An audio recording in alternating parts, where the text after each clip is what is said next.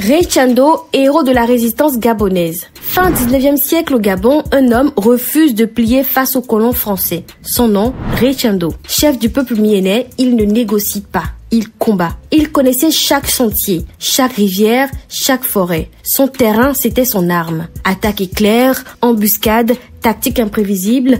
Raychando frappe là où on ne l'attend jamais. Ce n'était pas juste un rebelle, c'était un cauchemar pour les colons. Frustrés, les Français renforcent leur armée. Plus d'hommes, plus d'armes, plus de stratégie. Mais Raychando s'adapte. Il attaquait la nuit, il faisait des pièges sur les convois et sabotait les ressources de l'ennemi. Il était devenu l'ennemi public numéro 1. Mais la guerre s'éternise et les traites commencent à se manifester. Un jour, tout bascule, Raychando est capturé. Était-ce une trahison ou une bataille perdue de justesse? Les récits divergent. Mais le résultat est le même, il tombe aux mains de l'ennemi. Son peuple assiste, alors impuissant, à sa chute. Après son arrestation, le mystère s'installe. Est-ce qu'il a été exécuté en public pour terroriser les siens ou est-ce qu'il a été déporté vers une terre inconnue? Les archives locales restent floues à ce sujet, mais une chose est sûre, les colons voulaient l'effacer. Sauf que les légendes ne disparaissent pas. Aujourd'hui, l'histoire ressurgit. Historiens, artistes, militants,